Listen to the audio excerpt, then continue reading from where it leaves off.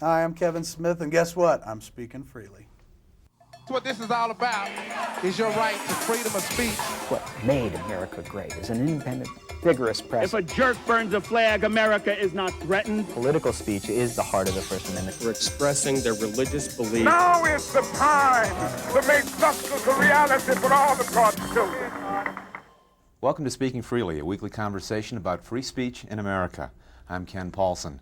Our guest today is a groundbreaking filmmaker for a new generation.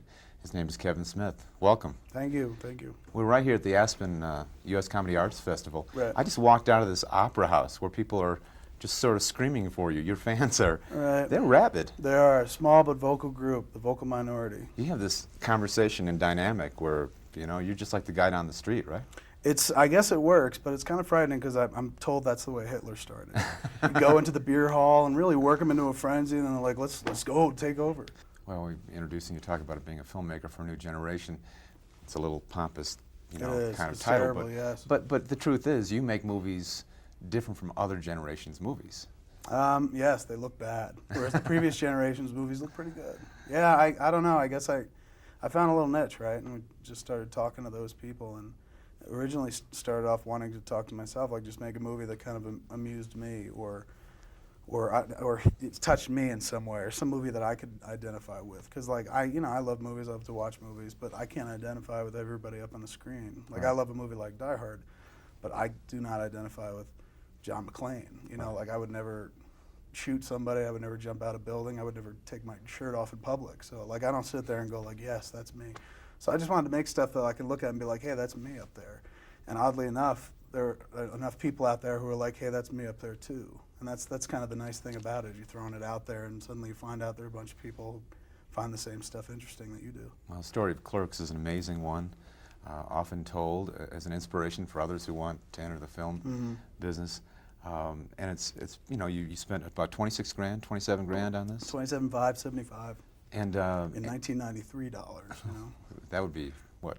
At least 30 today. Yeah, that's right. And you take it to a festival in New York, and you pay an entry fee, and you The learn IFFM, the Independent Feature Film Market. and you learn that they're going to show it, but that's not as great an honor as you thought it was. No, like that, I had seen and read an article. First, I'd read this article by Amy Taubman in the Village Voice about Richard Linklater, who had taken Slacker there in like 91 or 92. And later on, he got picked up. So I was like, well, that's it. You make a movie, and you bring it to this marketplace, and then somebody buys it, and then you're set for life. So we figured, all right, that's the trajectory. And we worked toward the IFFM, because we weren't really filled in about film festivals and stuff like that. So we got there, paid the entry fee. They programmed the film, they put it on a Sunday morning, which I was like, great, that gives us all week, you know, to promote the film. They must know it's good. They put us in the prime sweet spot. And you find out Sunday morning is like the dead zone. Nobody goes. So there were 10 people in the audience. Most of them were cast and crew. But there was this dude in the audience named Bob Hawke, who was a real mover in the independent film world. He had worked on the Times of Harvey Milk. That's how far he goes back. So he liked it a lot, and he started talking it up, and he turned Amy Taubman onto it. Amy Taubman then went on to write an article about it, which was kind of cool because it brought it full circle. And he turned Larry Kardish onto it, who programs new directors, new films at the Museum of Modern Art, which is kind of the sister festival to the New York Film Festival. And one by one, we started getting fairly credible people going like, you know, yeah, it's good. Which is weird because without that one dude, without Bob Hawke being there, nothing. Wow. And after that, after the remarkable breakthrough for you, then this other story about they wanting to rate it NC-17, which would be the kiss of death for the Cinderella picture. For any movie, particularly for that movie. Right. It was weird because it was a movie full of, there was no nudity, nobody gets killed, there's no gratuitous violence, there's no sex, it's people talking about sex. So they slapped it with this NC-17. That's what happens when you get the NC-17 that's slapped. They Right. never just hand it to you. You're slapped with an NC-17. They slapped us with this NC-17, and Harvey Weinstein, who's chairman of Miramax, was just like, oh, that's bad. And I said, why? He's like, well, we can't get into multiplexes with an NC-17. I was like, dude, this movie's not going into a multiplex. I mean, I don't know if you've seen the movie you bought, but come on. So that was in the day when Miramax was really big on not paying for a lot of advertising. That was before they dumped a lot of money into stuff, before they started having huge P&A budgets, and they were still working off the old school mentality of like controversy sells. So he said, great, we'll hire Alan Dershowitz to defend them. And I'm like, Alan Dershowitz, the guy who defended Klaus von Bülow is going to defend this movie? I'm not sure how I feel about that. So he came on for a press conference, and that was the one and only time I saw him and met him. He came on and talked about how it was an important movie for kids to see, should be able to get in to see, and with an R rating, they would be able to get in to see it with their parents. And his argument was like, I would want my kid to see this movie so that he didn't wind up like these kids. And that was pretty much the extent of what Alan Dershowitz did for us. So then when the film actually went to the appeals process, which you go before the National Association of Theater Owners, NATO it's called, not to be confused with the other NATO. There was another guy, it was the Miramax in-house lawyer who was speaking for us. Dershowitz was nowhere to be found. So it felt more like, of course, a publicity ploy. And evenally it came down to NATO watching the movie and deciding whether or not it was going to be an R and NC-17. And those dudes turned around in 3 minutes and turned it into an R. And afterwards I talked to those guys, and they were like, to be honest, because I was like, I can't believe we went through all this just for 3 minutes. And they were like, well, to be fair, the MPA, which rates the movie first before the appeals process goes to NATO, the MPA originally does, and that's made up of parents, concerned groups, and whatnot. The biggest complaint apparently in theaters is bad language. It's not violence. It's not like people could sit there and watch a woman get raped repeatedly for 2 hours, and they won't leave the theater. That's entertainment, or at least they're gripped by it or something disgusting. But when people start throwing around the F word, that's when people get up and go and want their money back, which is really weird to me. It's like, language, that does it? You can watch violence and stuff like that, really horrible acts of violence, and language is the thing that gets you on your feet. And it's the one area in this country where you realize we're still very, very provincial, really, really kind of conservative when it comes to language. Sex is everywhere, it's in all the advertising. We're a very violent culture, here we stand on the threshold of war. But man, you use that F word, you got a bunch of people up in your grill about it. Having heard that the F word drives people out of theaters, you decide to test that theory for the next decade or so. Basically, I was like, well, if that makes them leave, I might think I'm on to something. Let's give that a shot. It's interesting, though, because it is definitely a generational difference. Conversationally, if you're under 25, profanity, I think, means something different than if you're over 25. Right. And profanity, I think for like, I'd even extend it to about 30. 30 and under, profanity is credibility. It's like, hey, you're speaking my language. I wouldn't say 30 and over, but I would definitely say 40 and over in most cases, not all, but most cases, particularly 50 and over. That's where you really see the generational gap. That's where people are like, no, that's not for me. And it's, there's some things you don't say in public kind of thing. Well, you went on from there to make Mallrats, and then a remarkable movie called Chasing Amy. Thank you. Yes. That was very well received, and not, I think, the movie that people would expect from the man who just finished Mallrats. It was kind of the picture where people were like, oh, who knew? He could talk about something serious. And it is, the flip way you've described it is lesbian falls in love with a guy, and I think you've said that's the only science fiction film right, that I've made. Ever made. It was criticized by some lesbian groups because of that suggestion. Yes. And the irony of a lot of your well-intentioned work is that you get clobbered by special interest groups. I do. In that case, I felt it was kind of unfair because we went out of our way to explain that in the movie. Like, Alyssa has this whole monologue where she talks about the reason that she opened the door to women in the first place is to not rule out the possibility of finding that perfect somebody, by immediately having that and just kind of keeping it to one gender. So she opened the door, and then the person who she wanted to find turned out to be a guy, and she was like, it'd be kind of wrong of me to just be like, to turn my back on you because, I was looking for that person. Didn't matter if it was a man or woman. But that wasn't good enough, I guess. So it was, to be fair, the outcry was very minimal compared to like the outcry on Jay and Silent Bob Strike Back when GLAAD got involved. That was really heinous. And also a little hurtful too, because they called the movie homophobic, and they called me homophobic. Let's talk about that. Yeah, that was weird, especially because I was like, look, I made Chasing Amy. Like, I'm a straight guy, I made Chasing Amy. You don't get more gay-friendly than that. And they went after the movie, maintaining like, well, these characters promote violence against the homosexual community. I was where? I remember seeing in the movie where one of the two main characters agrees to go down on the other guy. I was like, if that ain't gay-friendly, I don't know what is, And their argument was kind of weak, so much so that The Advocate threw the movie in its top 5 best movies of the year, and John Waters, noted gay filmmaker as well. loved the movie, put it in his top 10 list as well. And, you know, so it kind of turned out to be a tempest in a teapot, particularly when, like, 3 weeks later, September 11th happened, and suddenly that didn't really matter. The thing that I thought was really sad, aside from me being, like, blasted as homophobic, was the GLAAD kind of underestimating the audience, maintaining that, 14-year-old boys are going to see this movie and go out and beat up some kid in school, you know, because he's gay. I'm like, look, 14-year-old kids don't get into this movie. I wish they did, because the box office would be much better. But that's not going to happen, dude.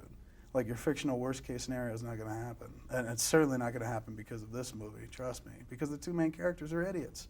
And they're never glorified. They're painted as idiots from the get-go, you know? The movie's about two guys trying to stop Hollywood from making a movie about me. I mean, it's like the Muppet movie on acid. Nobody's taking it seriously. Nobody's watching this movie and going like, you know what? I'm gonna take a page out of that guy's book. You know, I gotta live like a Jay or a Silent Bob. So it was kind of disconcerting, but not nearly as bad, of course, as the Catholic League and Dogma. Yeah. Which we might as well turn to next, Right. because you were. Isn't that horrible? It's one leads to the other. It's like, and then But you piss this group off as well. If we get to the next 3 or 4 offensive films you will be making, we can Right. cover those right now. Right. Dogma, you knew going in. You were Dogma, rattling I mean, cages. I had suspicions going in that, not that it would ruffle feathers, but just that there was going to be a real corridor for this movie. It was a real niche film. I felt you had to be Catholic to really appreciate the film. So right away, I felt like, boy, this is as small a market as you can get. You had because, suspicions? Absolutely. George Carlin cast in the role? Right. In 'cause a I religious figured- role, you thought I did. possibly? I never thought that it would lead to what it led to, like the Catholic League getting involved. Right. I'd never even heard of the Catholic League up until that point. I knew the church would never take a stand on it, because the church is smart enough to know if you don't want to call attention to something, you don't point it out and go like, this is bad. Boycotting movies only calls attention to them. Right. Suddenly, you know, Last Temptation of Christ probably could have came out without a whimper, except for, you know, organizations getting up in arms about it and whatnot. So I think the Catholic Church, at least I've spent 32 years in the Catholic Church, my take on it would have always been like, we're not going to say anything about it. It's a movie with a rubber poop monster in it. How seriously can we take it? You know, so I didn't think they would ever say anything about it. It was the Catholic League, this group led by Bill Donahue, who I'd never heard of and never took into consideration. And those were the guys that got really up in arms. And then you find out it's not just as simple as like they don't like the movie, because they never saw the movie. Bill Donahue never saw the movie until it was out for 2 weeks, until like 2 weeks into its release, but caused the storm in advance, and the letter writing campaign and all the press and whatnot. And basically you look back in your history of the Catholic League and you find out they go after Miramax quite often. The moment Disney bought Miramax, Disney became this target. Miramax was a target around Disney's chest, and you get no easier press than maintaining that Mickey Mouse, you know, hates Jesus by way of Miramax putting this movie out. They went after Miramax for Priest a few years before Dogma. They went after ABC, the Disney-owned ABC, for that TV show Nothing Sacred a few years before Dogma, or 2 years before Dogma. And then we were just kind of the triple threat, I guess, of the hat trick. For those people who have not seen Dogma, can you tell us a little bit about what the movie's about? It's kind of a satire or a farce about the end of the world as brought about by a loophole in Catholic dogma. And there's a lot of Christian, what some people call Christian mythology, but us Catholics call biblically true characters in there, like angels and whatnot, stuff like that. So it's about two angels who've been trapped on earth for years, and they find a way back into heaven via this loophole, and this kind of rush to stop them from doing so. And the main character, is Bethany, who is a descendant, a long down the line descendant of Christ, and she works in an abortion clinic. That got a lot of people upset. Mental note, never do that again. And there's a 13th apostle played by Chris Rock, who maintains Christ was black, which oddly enough that upset people, which I thought was so weird, because who wants to admit to being upset by that? But they're out there. They're really out there. People that want their Jesus white. It's kind of unbelievable. So stuff like that, they kind of got up in arms about. Now, I watched the DVD prior to visiting with you, and I noticed that there is a precede, and I don't know if that was in the original movie, where you say even God has a sense of humor. That was in the movie. That was originally the movie was supposed to open up with a quote from a Sting song, All This Time, and the quote was, "Men go crazy in congregations, they only get better one by one." 2 weeks before the movie was gonna unspool for the first time, which was at the Cannes Film Festival, Harvey Weinstein was like, "I really think you should go another way. Maybe you should put up a quote about satire, something by Swift, you know, to kind of lay the groundwork." I said, if you're going to go that far, you might as well put up a disclaimer. And he's like, do you want to write a disclaimer? And I said, absolutely. So basically we wrote this disclaimer using the platypus as kind of an example of God's obvious sense of humor, and then went on to apologize to people, platypus enthusiasts, just kind of poking fun at the controversy that had already started. So that was Harvey's idea. I wrote it, but it was a really good idea on his behalf because it kicks the movie off in a great way. You've been pummeled by the Catholic League, by GLAAD, by some... Isn't that weird, the Catholic League and GLAAD? Like, who else can bring those two together? Like, maybe child murderers and me can bring those two groups, disparate groups together, It's kind of disheartening. You seem to take a little pride in that. I guess, because they're two extremes. Yeah. It's like people taking the extreme point of view on both sides, But the then, loony left and the righteous right. Does that make you then go, okay, I've had enough of this, I'm going to pull my punches a little bit? No, but I guess it could read as much. I mean, I remember when we made Jay and Silent Bob Strike Back, the idea was like, well, after Dogma, I want to make a movie that's not going to offend anybody. I just want to make a movie where there's going to be no death threats involved, because we got death threats on Dogma.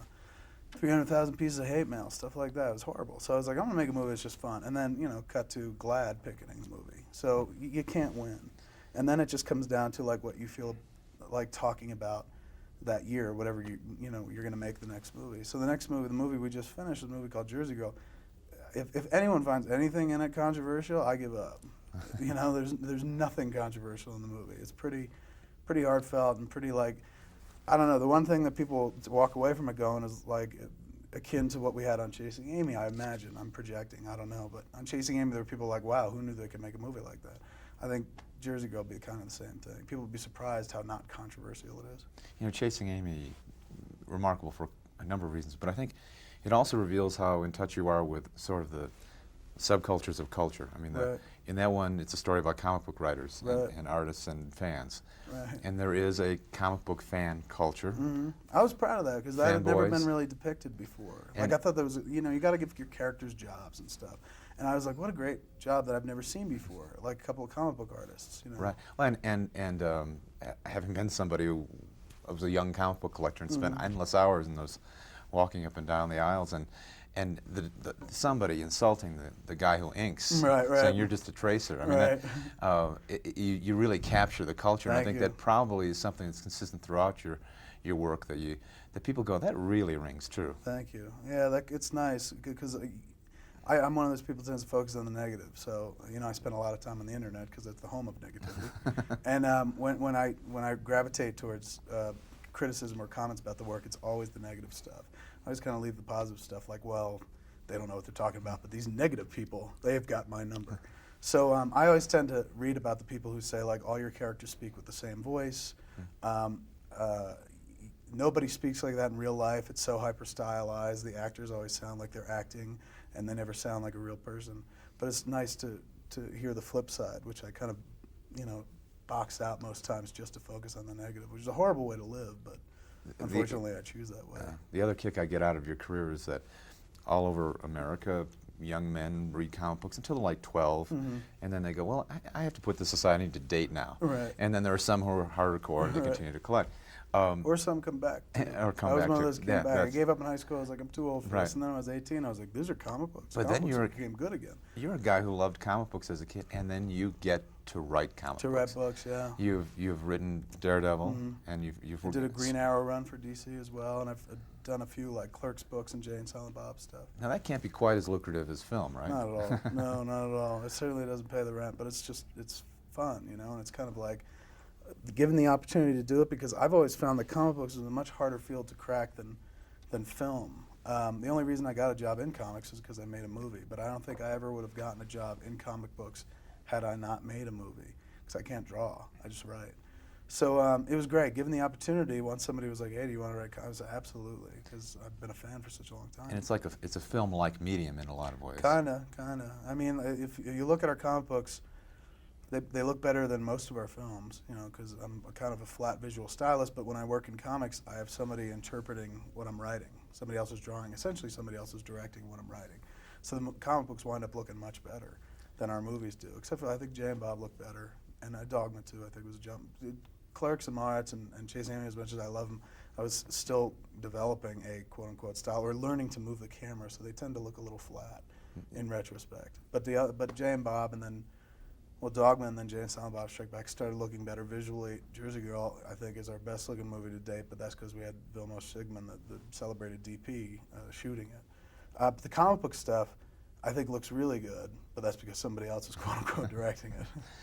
You combine those two loves in writing the long-lost Superman script. You were going to be the author of the new movie. 96, yeah, back in 96. Superman Lives? Superman Lives, it was called, yeah. Now that's a leap from Mallrats and That was Chasing a big Amy. leap at the time. And it was before Chasing Amy came out, but I got the job off of Chasing Amy because my agent sent the script around just as kind of a writing sample, because I think most people wrote us off after Mallrats, but he sent Chasing Amy around while we were making it as a writing sample to see if people would be into it. Essentially say, hey, this is what this guy's like now. And a few companies tried to buy it. I remember hearing Barry Sonnenfeld tried to buy it, and we were shooting it at the time. We're like, no, we're making this movie.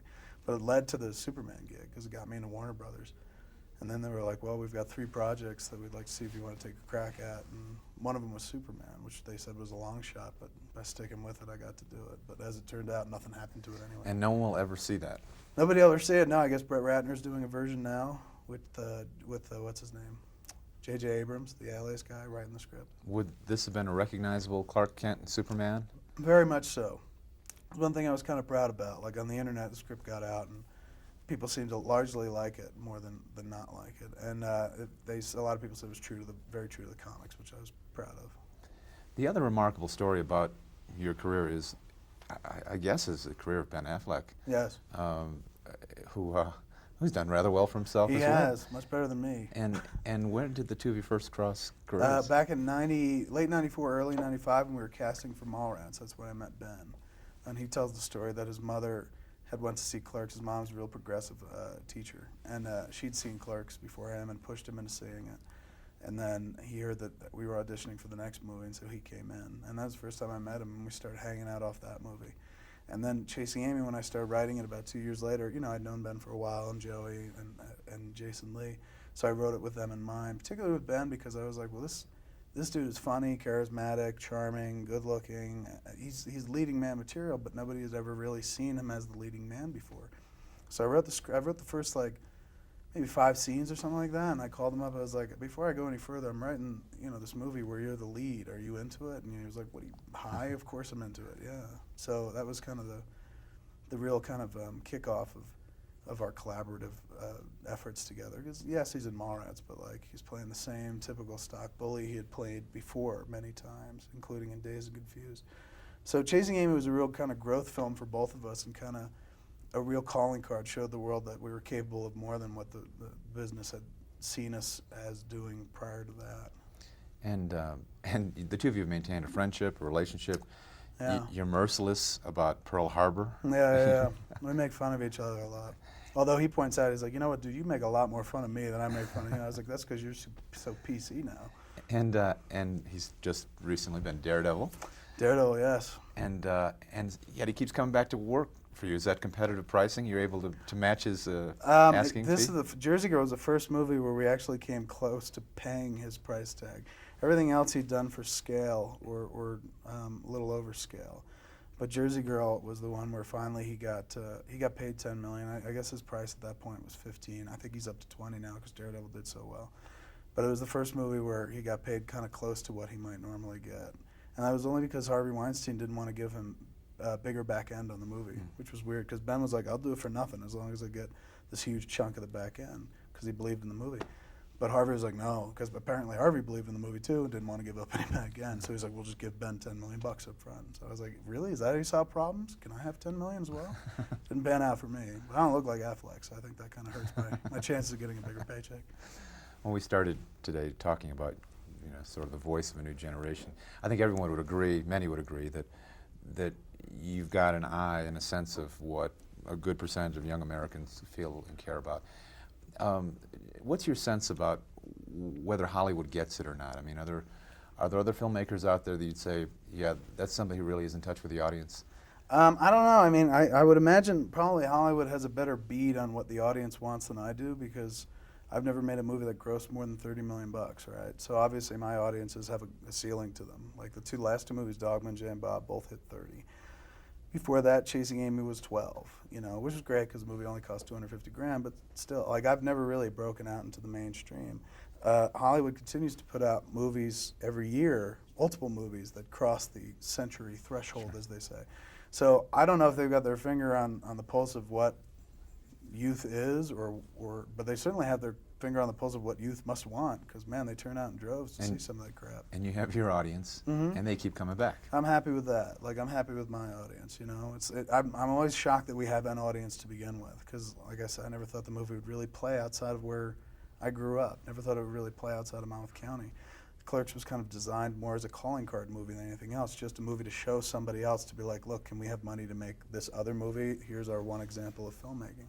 So the fact that it got picked up and then we built an audience from there is always flabbergasted me to this day. It's always kind of amazing. So that I have any audience at all, whether, you know, it's a $30 million grosser or with a $3 million grosser Clerks was, I mean, that's gold for me. That's fantastic. It's more than I thought I'd ever have. It's been a great run. So far, yeah. Thanks for joining us today. Thanks for having me. Join us next week as we continue our discussion on free expression and the arts.